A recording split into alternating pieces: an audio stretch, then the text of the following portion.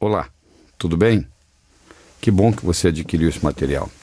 Nós vamos discutir aqui com você, em aproximadamente 50 minutos, o tema gerando lucro.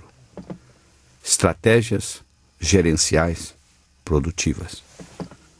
Como você sabe, houve um período no planeta Terra que o ser humano não sabia que se ele plantasse, ele poderia colher. Ele caçava, ele pescava, ele vivia de frutos silvestres. Até que um dia um plantou, colheu, iniciou-se a era da agricultura.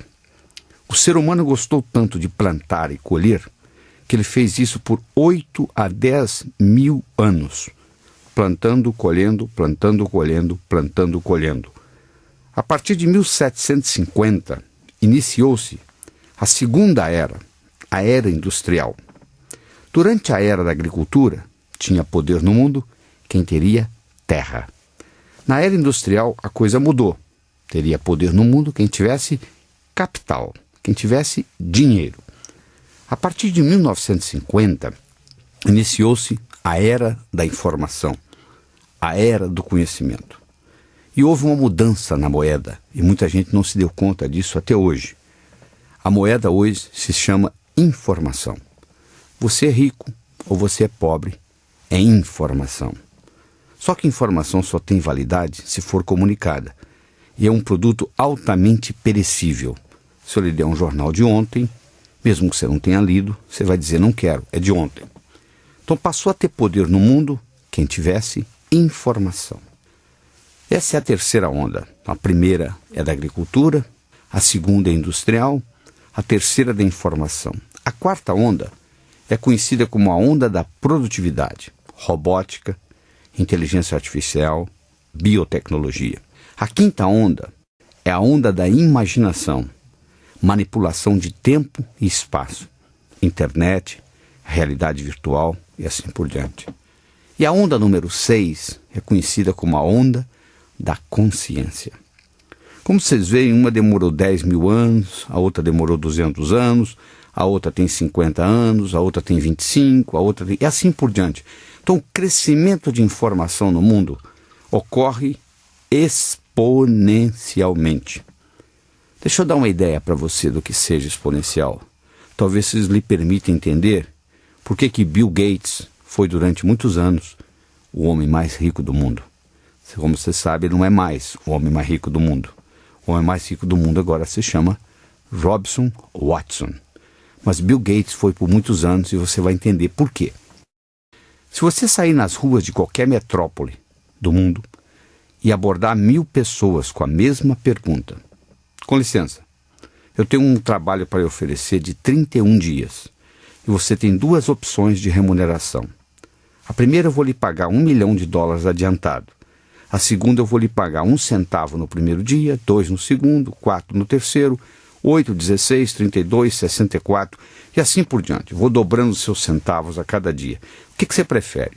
De cada 1000 pessoas que você abordar no mundo, 999 respondem a mesma coisa. Eu quero $1 milhão adiantado. Sabe quanto que você receberia se você recebesse 1 centavo no primeiro dia e fosse dobrando 31 dias seguidos? Você receberia um total de $21 milhões. Porque é um processo exponencial. Bill Gates identificou um mercado que crescia exponencialmente, até parou de estudar, criou a Microsoft e investiu tudo. Então a primeira ideia forte que eu tenho nesse material para você é muito simples. Então se você for investir dinheiro ou tempo da sua vida, a pergunta não é se o mercado é grande ou pequeno. Isso é irrelevante. A pergunta é se o mercado está em expansão ou em contração. Porque um mercado, por maior que seja, em contração, um dia ele vai acabar.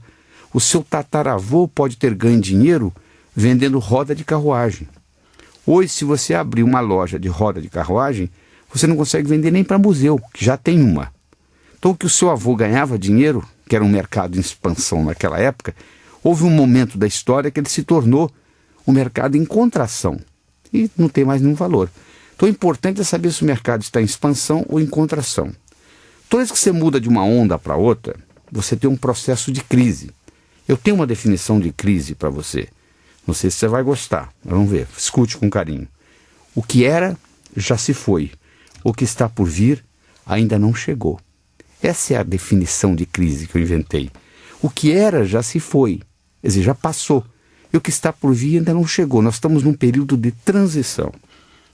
O momento que nós vivemos se caracteriza por 3 palavras: complexidade, velocidade e incerteza. A complexidade advinda da globalização, que eu chamo a globalização da pobreza. Os países emergentes, os países em desenvolvimento estão carregando o piano e os países de primeiro mundo estão escutando a música. A velocidade advinda da tecnologia e as incertezas políticas, sociais e econômicas estão fazendo com que as organizações mudem seu modus operandi. Pois é, crise, o que era já se foi e o que está por vir ainda não chegou. Agora eu quero que você imagine a seguinte situação. Você é deixado num quarto congelado por 6 horas. Numa situação você tem 6 meses de idade. Na outra você tem 15 anos. Na outra você tem 85 anos. Se você é deixado num quarto congelado por 6 horas e você tem 6 meses de idade, depois de 6 horas você já morreu. E provavelmente ocorre também com a pessoa de 85. Mas se você tem 15 ou 20 ou 25 anos de idade e você começa a fazer uma ginástica lá dentro, mesmo que você sinta frio, passaram-se as 6 horas, você vai sair de lá com frio, mas você não vai morrer. O mesmo problema, a mesma crise, matou um e não matou o outro. O mesmo ocorre no mundo de negócios. Nesse mundo globalizado que nós estamos vivendo, nós temos uma crise atrás da outra. Se você considerar, por exemplo, o Brasil, que cada vez que ele mudou a sua moeda, ele estava em crise, porque para mudar uma moeda tem que haver uma crise financeira, econômica, do contrário não mudaria. Você vai ver, o Brasil começou com réis, depois foi para 1.000 réis, em 1942 foi inventado o cruzeiro, depois o cruzado, depois o cruzeiro novo, o cruzado real, o real. Se você for analisar, nós já tivemos 8 mudanças de moeda. Se cada vez que mudou foi uma crise, eu poderia dizer que nós brasileiros somos especialistas em sobreviver crise. Porque enquanto nós mudamos a nossa moeda 8 vezes, o dólar continua dólar, não houve mudança. Então nesse período de crise é um período de transição. Eu sempre escutei desde criança meu pai e minha mãe dizendo que o Brasil estava em crise. Então nós nascemos e vivemos num processo de crise.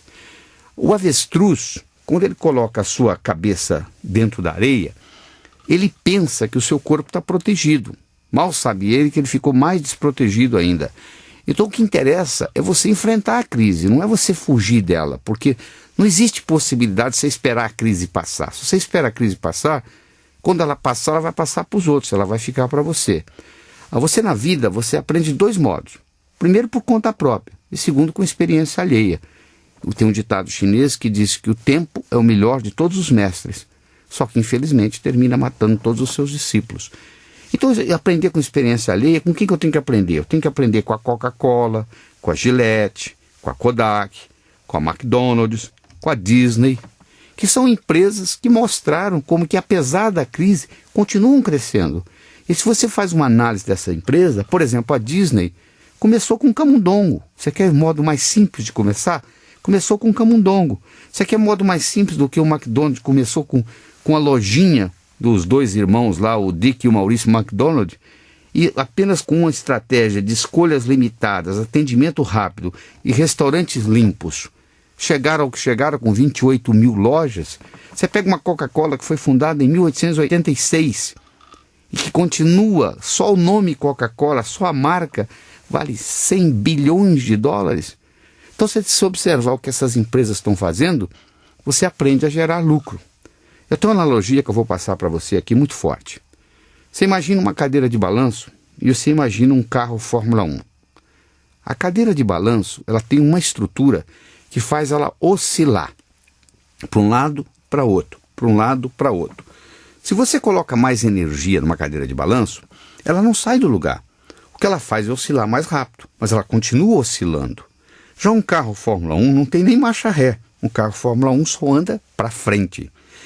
Existem pessoas que têm estrutura de cadeira de balanço. E existem pessoas que têm estrutura de Fórmula 1. Tem pessoas que passam-se os anos, elas continuam oscilando para lá e para cá. Existem pessoas que estão sempre avançando. O mesmo ocorre com as empresas. Você conhece empresas que têm estrutura de cadeira de balanço. Estão oscilando, ora positivamente, ora negativamente. E você conhece empresas que têm estrutura de avanço, de Fórmula 1. Então a pergunta que eu faço para você que está aqui me escutando é a seguinte. Primeiro, na sua estrutura pessoal, você acha que você tem uma estrutura de cadeira de balanço ou você acha que tem uma estrutura de Fórmula 1? Uma coisa eu posso lhe garantir, a aerodinâmica de uma cadeira de balanço só permite ela oscilar. Se você quiser avançar, você tem que mudar a aerodinâmica.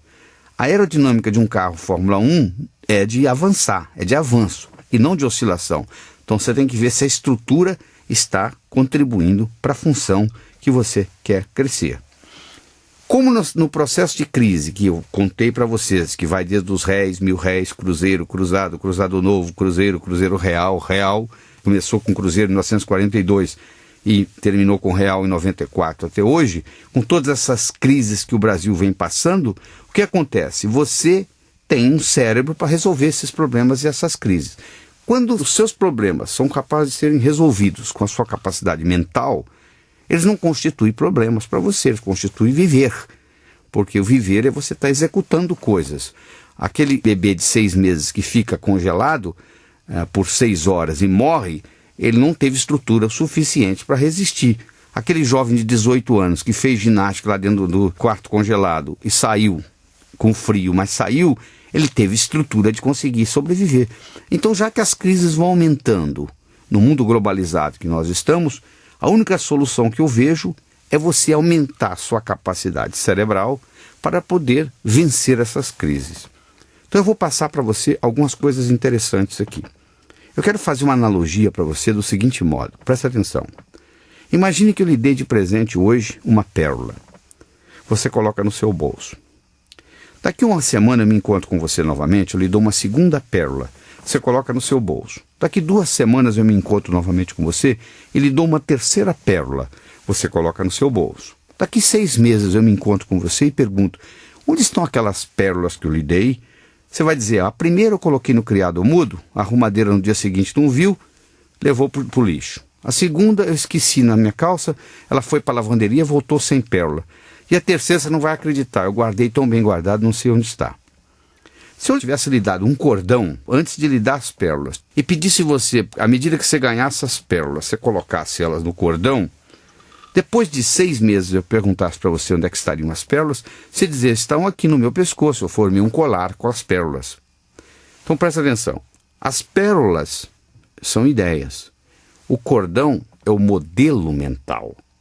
Isso é que é importante. Tem uma definição de educação que diz o seguinte, educação é aquilo que fica, aquilo que resta, depois que você esqueceu tudo que você aprendeu. O que resta depois que você esqueceu tudo que você aprendeu? Restam modelos mentais. Então, quando você encontra com uma pessoa, você deve estar questionando o seguinte, quais são os tipos de modelos mentais, que modelos mentais a pessoa tem para ter sucesso, tanto pessoal quanto profissional ou quanto empresarial. Então, eu vou passar para você nessa apresentação aqui alguns modelos interessantes, simples, porém fortes. Não subestime o fato de ser simples. Complicar é fácil. O difícil é simplificar. Eu fui, durante 3 anos e meio, diretor médico da Merck Sharp & Dohme, nos Estados Unidos. Como você sabe, é uma das melhores empresas para se trabalhar no mundo. E de lá eu saí e fui ser diretor executivo e cheguei a vice-presidente da Ciba-Geigy, hoje Novartis, naquela época chamava-se Ciba-Geigy, durante 5 anos. Quando eu passei da Merck para a Ciba, que eu mudei a minha hierarquia, fui para um cargo hierárquico superior e as minhas responsabilidades aumentaram, eu não conseguia trabalhar porque a cada momento aparecia alguém na minha sala, me trazia um problema, deixava o problema na minha mesa e saía. Então eu tive uma ideia de desenvolver um modelo que eu vou compartilhar com você agora. Eu desenvolvi 4 perguntas e eu chamei o pessoal que trabalhava comigo, os meus colaboradores, e disse para eles o seguinte, a partir de hoje, se você quiser conversar comigo na minha sala, você vai ter que responder 4 perguntas. Eu vou lhe fazer primeiro a seguinte pergunta. Qual é o problema? Eu não sei se você já escutou o ditado. problema definido, 50% resolvido. Eu não sei se você já participou de alguma reunião onde depois de 40, 50 minutos de discussão, cada um dos diretores tem um problema diferente na cabeça. Ora, se cada um tem um problema diferente, é impossível você ter uma solução que satisfaça a todos. Por isso que as reuniões, de um modo geral, é uma perda de tempo, porque as pessoas saem sem resolver os problemas. Então, primeiro eu vou lhe perguntar qual é o problema. Segundo, eu vou lhe perguntar quais são as causas do problema. Se o seu carro está gastando pneu na dianteira, e você vai no borracheiro e troca o pneu, e ele gasta de novo, você troca, ele gasta de novo, você há de convir que você tem que alinhar as rodas. Não adianta você ir no borracheiro, porque o problema não está no pneu, mas sim no alinhamento das rodas. No momento que você alinhar as rodas, você para de gastar o pneu dianteiro. Então, muitas vezes, a pessoa fica trabalhando no sintoma e não trabalha na causa. Terceiro, eu vou lhe perguntar quais são as possíveis soluções. E, finalmente, eu vou lhe fazer a pergunta, na sua opinião, qual é a melhor solução? Se eu contar para você que está nos escutando, o que ocorreu? As pessoas pararam de vir à minha sala. Sabe por que elas pararam de vir? Porque elas aumentaram produtividade, elas passaram a trabalhar por conta própria. No preparo para me responder as 4 perguntas, o indivíduo ia se deslocando para a minha sala e ele pensava, bom, lá ele vai me fazer 4 perguntas. Primeiro ele vai me perguntar qual é o problema, deixa eu defini-lo bem, você recorda, problema definido, 50% resolvido. Aí ele vai me perguntar quais são as causas do problema, deixa eu avaliar essa. Deixa eu conversar com o meu colega aqui para ver o que ele acha, tem mais essa. Aí ele vai me perguntar quais são as possíveis soluções, deixa eu telefonar para um consultor, para saber o que o consultor acha. Eu acho que o consultor nunca vai saber tanto quanto você da sua empresa. O consultor que disser que sabe tanto quanto você da sua empresa, esse consultor não está sabendo o que ele está falando. Agora, é importante muitas vezes você consultar um consultor só pelo fato de você ter um cérebro diferente, não envolvido emocionalmente. O médico nunca trata da mãe. Todo médico que trata da mãe complica. Ele pode até saber mais do que o colega que está tratando da mãe dele, mas ele deixa o colega tratar, porque o colega não está envolvido emocionalmente com a mãe dele como ele está. O mesmo ocorre com a sua empresa. Muitas vezes você está tão envolvido emocionalmente com o processo que é melhor você perguntar a alguém que está fora do processo, que é o caso de um consultor. Então ele vai perguntar quais são as possíveis soluções e finalmente ele vai ter que decidir numa dessas soluções. Porque a 4ª pergunta é, na sua opinião, qual é a melhor solução? Então o que acontecia? Quando esse indivíduo passava por esse simples processo de 4 perguntas, ele mesmo, ela mesma chegava à conclusão do que tinha que fazer. Não necessitava mais conversar comigo. Esse modelo não subestima a simplicidade dele. Eu tenho um desafio para você.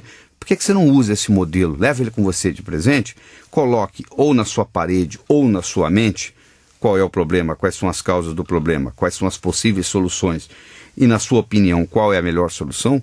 Eu posso lhe garantir que esse simples modelo mental, não interessa onde você usar, vai aumentar a sua produtividade e vai gerar mais lucros para você. Outro aspecto que eu gostaria de discutir com você aqui é uma distinção feita pelo Peter Drucker entre a palavra eficiência e a palavra eficácia, que a maioria nasce, vive e morre e não sabe o diferencial. Eu quero que você imagine um cavalo num carrossel que roda e não sai do lugar. Ele é muito eficiente, mas ele não é eficaz. Em movimentação ele não sai do lugar. A definição da palavra eficiência significa fazer bem feito. A definição da palavra eficácia significa fazer o que precisa ser feito. Não adianta você fazer bem feito uma coisa que não necessita ser feita. Por exemplo, nós no Brasil vivemos num país extremamente burocrático. Talvez um resquício da época da colonização, onde os portugueses queriam controlar a colônia para saber onde é que estava indo o ouro. Então criou-se um processo democrático, um processo burocrático, violento. E nós continuamos com esses requisitos da burocracia. Então acho que a única coisa que nos salva da burocracia brasileira é a sua própria ineficiência. Porque se ela fosse um pouquinho mais eficiente, nós estaríamos com muito mais problemas. Então sempre que você for investir tempo ou dinheiro da sua vida, você tem que sempre questionar o seguinte: isso precisa de ser feito ou não? Porque se a resposta é não, não invista dinheiro e tempo em coisa que não precisa ser feita. Isso, se você avaliar na sua empresa, pelo menos 20% do seu operacional está envolvido num processo burocrático pesado que pode ser desburocratizado. Outra etapa importante no processo de gerar lucro que você deve avaliar é o trabalho em equipe. Eu quero que você imagine 5 pessoas num barco, remando, 4 remando numa direção e o 5º remando numa direção oposta. Você acha que esse barco teria condições de ganhar qualquer campeonato? Claro que não. Tem sempre as pessoas nas empresas estão sempre perguntando assim, estamos ou não estamos no mesmo barco? Eu acho que uma pergunta mais relevante do que perguntar se estamos ou não estamos no mesmo barco é perguntarmos se estamos ou não estamos remando na mesma direção. Eu acho que mais importante ainda do que perguntar se estamos ou não remando na mesma direção, é perguntar se estamos ou não remando na direção certa.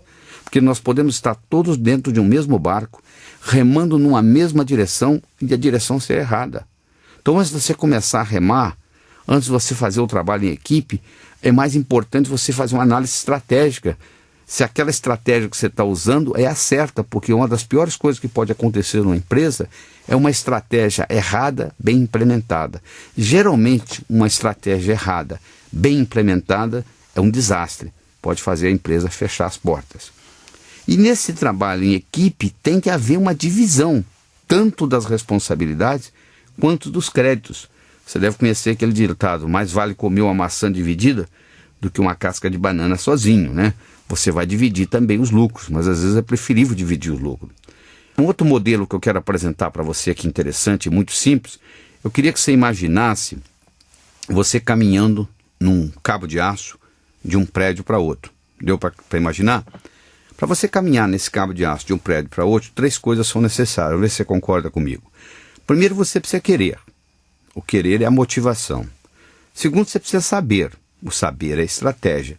E terceiro, tem que haver cabo de aço. O cabo de aço é a oportunidade. Se você quiser, souber e não houver cabo de aço, não é possível você atravessar de um prédio para outro. Se houver cabo de aço, você souber, mas não tiver afim hoje, você também não anda. Se você tiver afim e houver cabo de aço, se você não souber, você vai cair. Na vida, é a mesma coisa. O seu desempenho, ele depende da sua motivação, da sua capacidade, da sua competência e da oportunidade. A motivação é importante, sim, porque sem motivação você não faz nada. Somente a motivação não é suficiente. É a mesma coisa que para fazer um bolo. Você não faz um bolo só com farinha, nem só com manteiga, nem só com ovos. Você precisa de uma série de ingredientes. Um ingrediente importante no gerar lucros é a motivação. Você tem que estar motivado. O outro é a sua habilidade, é a sua estratégia. Se você não tem a estratégia suficiente, se você não tem competência para competir, não compita. Se você acha que você não vai conseguir ganhar o jogo, não entre em campo. Você tem que ter pelo menos uma oportunidade. A oportunidade tem que ser real para você, no sentido de que você pelo menos tem a oportunidade de disputar. Porque se você não tem condições de disputar, não dispute. Vai disputar só para perder? Não, você tem que se preparar. E essa competência tem que ser desenvolvida. Ou você desenvolve ela através de livros, ou você desenvolve ela através de experiência, ou você desenvolve conversando com pessoas na mesma área sua, que são competentes, então você pode conversar e trocar ideias com eles. E muitas vezes você tem que fazer até uma mudança de percepção.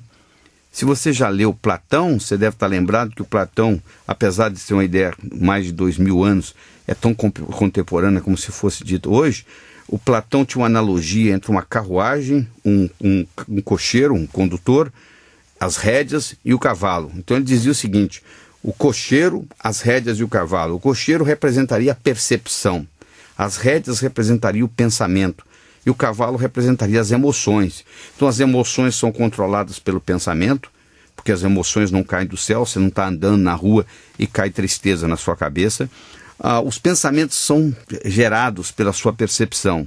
Então, no momento que você muda a sua percepção, você muda o seu pensamento, e mudando o seu pensamento, você muda as suas emoções. Então, é muito importante você entender isso. Essa percepção, pensamento, emoção. A sua percepção determina o seu pensamento, que determina a sua emoção. E a sua percepção depende muito do paradigma que você vive, depende muito de onde você coloca o foco.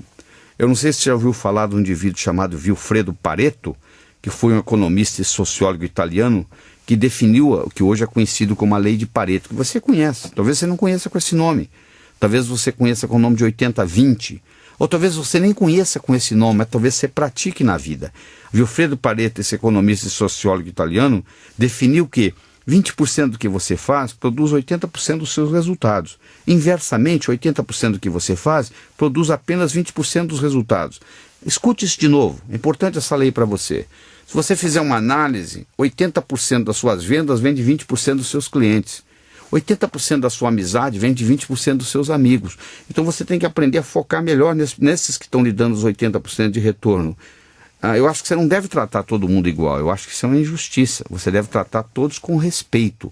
Você não vai tratar a sua irmã do mesmo jeito que você trata a sua esposa. Senão você estaria cometendo um incesto, não é verdade? Não é verdade? Então você tem que tratar as pessoas diferentes. Todas com respeito. Aquele cliente que está lhe dando mais retorno, ele deve ter mais atenção sua do que aquele que não está lhe dando retorno nenhum. Então você não deve tratar todos os clientes do mesmo jeito. Você deve tratar todos com respeito, com dignidade, mas você deve dar atenção mais àqueles que estão lhe retornando mais. Essa é a lei de Pareto. E hoje, nesse mundo globalizado que vivemos, onde predomina as 3 palavras, a complexidade, a velocidade e a incerteza, cada vez mais essa lei de Pareto é válida. Eu gostaria agora de discutir com você um pouquinho a estrutura de um negócio. Todo negócio começa com dinheiro, seu ou emprestado. Você vai dizer, doutor Laí, não é o meu caso. Eu comecei com o computador do meu tio. Bom, então você começou com o dinheiro do seu tio. O seu tio comprou o computador, alguém comprou o computador, né? Então começou em algum lugar. Então você começa com o dinheiro de alguém. O seu ou emprestado ou de alguém. E com esse dinheiro você gera uma ação. Essa ação gera um produto ou um serviço. Até então você não tem uma empresa. Você pode fabricar a melhor máquina de desentortar banana do mundo. Até então você não tem empresa, porque não tem ninguém interessado em comer banana reta. Então ninguém vai comprar a sua máquina de desentortar banana, por melhor que seja. Então aparece um comprador na história que compra por uma quantia maior que você investiu, primeiro para pagar o seu parceiro majoritário, o seu sócio majoritário, chama-se governo. Pelo menos 33% que você ganhar na vida vai direto ou indiretamente para o governo. Você pode dizer até que você não está pagando direto, mas está embutido indiretamente no processo. Você pode estar numa atividade, que você pode estar num nível que você não está precisando pagar imposto de renda, porque você ganha menos, mas você acaba pagando de qualquer forma, porque o que você estiver comprando está embutido lá o imposto. Então parte do que você ganha vai de uma forma ou de outra para o seu sócio majoritário, que é o governo. Uma parte vai para substituir aquele dinheiro que você investiu, e uma parte é chamado de lucro. Eu acho que toda empresa que se propõe a se manter no mercado, a não ser que seja uma empresa não lucrativa, ela tem que ter lucratividade. Se ela não tiver lucratividade, ela não tem condições de se manter no mercado. Não é verdade? Lucratividade é condição sine qua non de sobrevivência. Uma empresa não deve ter como missão ser lucrativa. Ela deve ter como missão servir a sociedade de uma forma ou de outra, com um produto ou um serviço. Mas como consequência, ela tem que ganhar dinheiro. Eu acho que os colaboradores têm que estar felizes e os clientes satisfeitos. Uma empresa que tem lucratividade, que os colaboradores estão felizes e que os clientes estão satisfeitos, essa empresa está cumprindo a sua missão. Eu gostaria de relembrar aqui com você, eu não sei se você teve a oportunidade alguma vez na sua vida de ler o livro Maupassant, mas eu me lembro que quando eu dava aula de matemática, eu usava no final de cada aula contar uma história do Maupassant. E uma das minhas histórias favoritas nos serve aqui bastante. Diz que era uma vez 3 irmãos, o mais velho, do meio e o mais novo, logo depois da morte do pai, estavam discutindo como é que eles iam dividir a herança. O pai tinha acabado de morrer, o pai tinha deixado para eles de herança 35 camelos. E o pai disse antes de morrer, eu quero que meus 35 camelos sejam divididos do seguinte modo: o filho mais velho receba metade, o filho do meio receba 1/3 e o filho mais jovem receba 1/9. Se você fizer os cálculos aí, você vai perceber que metade de 35 é 17,5, que 1/3 de 35 é 11,6, 11,6. E 1/9 de 35 é 3,8.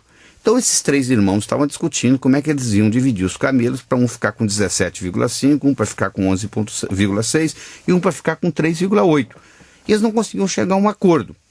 Nisso chega no oásis onde eles estavam discutindo a herança do pai, chegam mais um indivíduo sentado, 2 indivíduos no mesmo camelo, um dando uma carona para o outro. E esse que estava na carona era um matemático. E ele vê aquela discussão e ele pergunta: o que está ocorrendo? E os irmãos dizem, nosso pai acaba de morrer, deixa uma herança para nós de 35 camelos, para ser dividida metade, 1/3, 1/9, a divisão dá 17,5, 11,6, 3,8, nós não sabemos como fazer e estamos aqui discutindo. O matemático muito inteligente vai até a pessoa que estava dando a carona para ele e diz, dá para você me emprestar o seu camelo? Ele diz, para quê? Não, você me empresta por uns 15 minutos, eu prometo que devolvo. Ele disse, tá bom. Aí ele pegou esse camelo, levou para os irmãos e disse, vocês não têm mais 35 camelos. Agora vocês têm 36 camelos. Vamos fazer as divisões. Você mais velho, que vai receber a metade, você vai receber 18 camelos. Você está satisfeito? Você ia receber 17,5, você está recebendo 18. Aí só estou muito satisfeito, estou recebendo mais do que calculado. Muito bem. Você, do meio, você ia receber 11,6. 1/3 de 36 é 12 camelos. Você está satisfeito? Estou satisfeito. E você, mais novo, ia receber 1/9. 1/9 é 3,8. Mas 1/9 de 36 é 4. Você está satisfeito? Estou. Então, um recebeu 18, outro recebeu 12, outro recebeu 4. Os três ficaram muito satisfeitos. Então, ele somou 18 com mais 12 com mais 4. Se você somar isso, você vai ver, dá 34. Então, são 34 camelos. Haviam 36 menos 34, 2. Eles sobraram 2, ele devolveu um para um amigo dele e ficou com 1. Ele ganhou um camelo na história e todo mundo saiu satisfeito. Essa história de Maupassant ilustra muito bem o processo do ganha-ganha. Ilustra muito bem o processo da percepção da riqueza em potencial, que muitas vezes está no fundo do seu quintal, você não percebe. Como a sua percepção não está aberta para isso, para o lucro, para gerar o lucro, para a lucratividade, muitas vezes você tem esse processo no seu fundo de quintal e não consegue perceber. Então, à medida que você vai desenvolvendo esses modelos que nós estamos passando aqui, a sua habilidade vai aumentando. Eu quero fazer uma outra analogia importante para você aqui. Nosso tempo aqui é curto, eu tenho que passar várias ideias num tempo curto. Então eu gostaria de fazer a seguinte analogia para você. Imagina uma orquestra. Qual é a finalidade de uma orquestra? Produzir música, não é verdade? Pois é. Se você observar, a orquestra, na realidade, ela tem 3 estruturas importantes. Uma orquestra tem um maestro, né? Sem maestro não tem uma orquestra. Ela tem uma partitura musical, sem partitura musical não existe música gerada pela orquestra, e ela tem os músicos. Eu quero que você imagine uma orquestra ou sem maestro, ou sem partitura, ou sem músicos. Seria impossível, não é verdade? Agora eu quero que você faça uma analogia, que uma empresa poderia ser considerada também uma orquestra. Só que a orquestra produz música. A empresa vai produzir a finalidade dela, seja qual for. Então, do mesmo modo que a orquestra tem um maestro, a empresa tem que ter liderança. Do mesmo modo que a orquestra tem a partitura musical, a empresa tem que ter estratégia. E do mesmo modo que a orquestra tem os músicos, a empresa tem os colaboradores, tem os funcionários. Então, a liderança, a estratégia e os colaboradores formam a estrutura da empresa que vai gerar essa finalidade. Se você observar os colaboradores, as pessoas que trabalham, você que está me escutando, se você trabalha, nós que trabalhamos, na realidade nós só queremos 3 coisas e na ordem que eu vou dizer aqui. Isso não é invenção minha não, esses são trabalhos feitos nos Estados Unidos, mostrando que as pessoas que trabalham, primeiro, antes de tudo, elas querem autorrealização. Você quer se autorrealizar no seu trabalho. Se eu lhe oferecer, eu não tenho nada contra o pipoqueiro, tá? Mas imagine você que está escutando esse CD. Se eu dissesse para você assim, eu vou dobrar o seu rendimento, o seu salário, mas você vai passar a vender pipoca na rua. Você não tem nada contra o pipoqueiro, mas você vai dizer assim, mas depois de todo esse estudo que eu fiz, eu vender pipoca, eu não vou me autorrealizar. É verdade, depois que você estudou, passou pela faculdade, etc., provavelmente seria difícil você se autorrealizar vendendo pipoca. O pipoqueiro pode se autorrealizar, não tem problema. Mas no seu caso, se você já passou por um estudo, por uma faculdade, por um vestibular, você quer desafios mais fortes na vida. Então nós queremos autorrealização. Segundo, você quer um bom salário. A empresa para a qual você trabalha, ou da qual você é dono, se de imediato uma pessoa dissesse para você assim, a partir do mês que vem o seu ganho vai ser reduzido à metade, você ia ficar extremamente preocupado. Se você é um assalariado e você é um empregado que recebe dinheiro de uma empresa, você ia mandar o seu currículo para um headhunter para procurar algo diferente, porque você quer também um bom salário. E terceiro, você quer a oportunidade de crescimento, que eu espero que você esteja tendo escutando esse material. Esse material foi feito com o quê? Qual a finalidade que você comprou ele? Provavelmente você viu nele, na hora que você entrou numa livraria, você viu nele a oportunidade de crescimento. Eu estou passando para você aqui alguns modelos mentais. Eu recomendo que você escute esse material algumas vezes, porque são muitas ideias compactadas num curto período de tempo. Então você tem que analisar isso com mais carinho, você tem que escutar de novo, até que isso faça parte da sua estrutura psicológica. Porque você que está escutando esse material, provavelmente você está numa posição de gerenciamento ou de liderança. O que significa gerenciar ou liderar bem? Ora, gerenciar ou liderar bem significa fazer decisões corretas, tomar decisões corretas e implementá-las adequadamente, não é verdade? O seu processo de gerenciar, liderar, consiste em decisões e implementações. Só que são dois processos diferentes. Você pode decidir muito bem e na hora de implementar, não implementar aquilo que decidiu. Aliás, isso é mais regra do que exceção. Eu dando consultoria para a empresa, a coisa que eu mais vejo é que a maioria das decisões implementadas não são as que foram tomadas. Toma-se uma decisão na reunião dos diretores e na hora da implementação começa o conflito de interesses e acaba implementando uma coisa que não tem nada a ver com aquilo que você decidiu. Eu digo até o seguinte, que no processo de decisão você pode até ser democrático. Eu não estou querendo dizer que toda decisão seja democrática, mas algumas podem até ser democráticas. Mas no processo da implementação você tem que ser autocrático. Então nessa não dá para ser democrático. Na decisão você pode até ser democrático, mas na implementação você tem que ser autocrático. Se você tem uma decisão errada, mal implementada, vai haver uma oscilação negativa na empresa. Se você tiver uma decisão certa, mal implementada, vai ter uma oscilação positiva. Se você tiver uma decisão certa, bem implementada, a sua empresa vai avançar. Se você tiver uma estratégia errada, uma decisão errada, bem implementada, isso constitui, de um modo geral, um desastre, que ocorre tanto em empresas pequenas quanto grandes. Se você fizer uma análise que é publicada na revista Fortune 500, que publica todo ano as 500 maiores multinacionais americanas, se fizer uma comparação, como eu fiz, entre 1960 e 1995, em 35 anos, 70% das 500 maiores multinacionais americanas desapareceram do mercado, ou fizeram fusão, ou houve takeover, o que foi, ou quebraram, saíram do mercado. Você dizer, mas como é que pode? São empresas grandes? Mas não interessa, são multinacionais, poderosas, mas que acabam tomando decisões erradas, ou decisões certas mal implementadas, e que nesse mundo competitivo que nós vivemos, não dá para sobreviver. Eu acho que hoje, no mundo que nós vivemos, excelência não é mais vantagem competitiva, é condição sine qua non de sobrevivência. Outro modelo que eu quero compartilhar com você é: você deve questionar diariamente na sua empresa, muito simples, uma pergunta que é uma pergunta poderosa. O Albert Einstein já dizia: o poder não está nas respostas, mas sim na formulação das perguntas.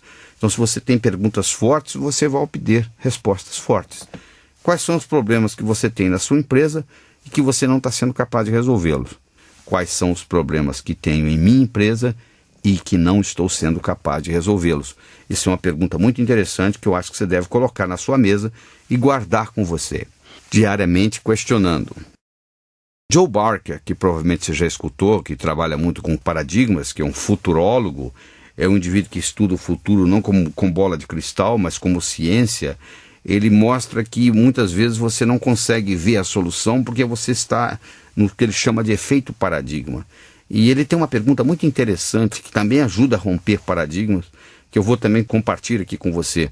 A pergunta é a seguinte: o que é hoje impossível no seu negócio, mas que se fosse possível mudaria para melhor o modo como você o administra? Vou repetir. O que é hoje impossível no seu negócio, mas que se fosse possível mudaria para melhor o modo como você o administra? Essa pergunta faz você promover uma mudança de paradigma. Então ela permite você ver um paradigma novo. Porque se você não fizer nada, eu posso lhe garantir que vai piorar. Para melhorar, alguma coisa tem que ser feita. Se você deixar o seu carro na garagem por 6 meses, sem dirigi-lo, daqui 6 meses você volta lá, a bateria está descarregada, o tanque evaporou, a gasolina está vazio, o pneu está vazio, não é verdade? Se você deixar a sua casa onde você mora, o seu apartamento, 1 ano sem ir lá, se você tem um jardim, você vai chegar lá, está cheio de mato. a fechadura enferrujou, as teias de aranha estão tomando conta do seu apartamento, da sua casa. Então a sua empresa é o mesmo. Se você não estiver num processo constante de inovação, fica difícil. Porque o indivíduo tem que estar sempre vendo um paradigma diferente. Um peixe que nunca saiu do aquário não sabe que ele vive num aquário. Um peixe que nunca saiu de dentro d'água, ele não sabe que vive na água, sabia?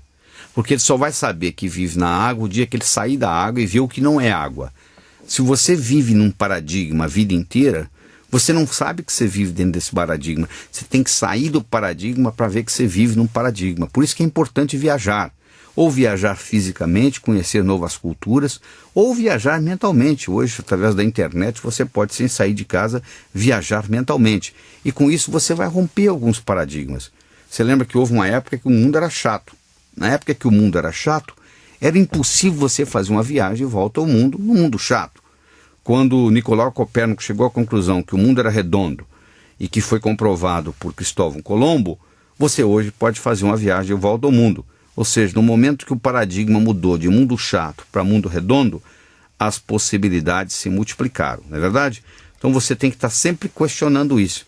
E muitas vezes os novos paradigmas surgem num período onde a resolução dos problemas estão ocorrendo ainda numa boa fase.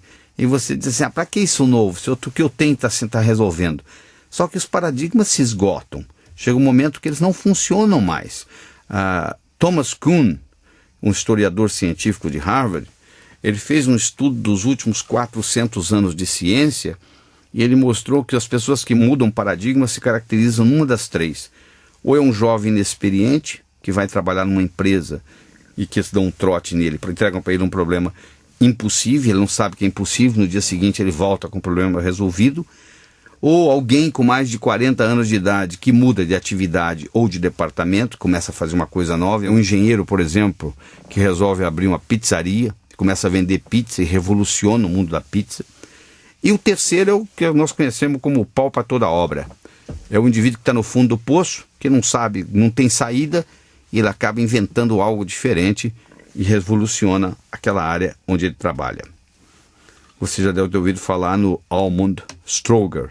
Se você não ouviu, Almond Stroger era um agente funerário que morava em Kansas City e que, quando chegou telefonia para lá, ele parou de enterrar a gente, apesar das pessoas continuarem morrendo, e ele não entendia por quê. E ele descobriu que a operadora central era a mulher do outro agente funerário.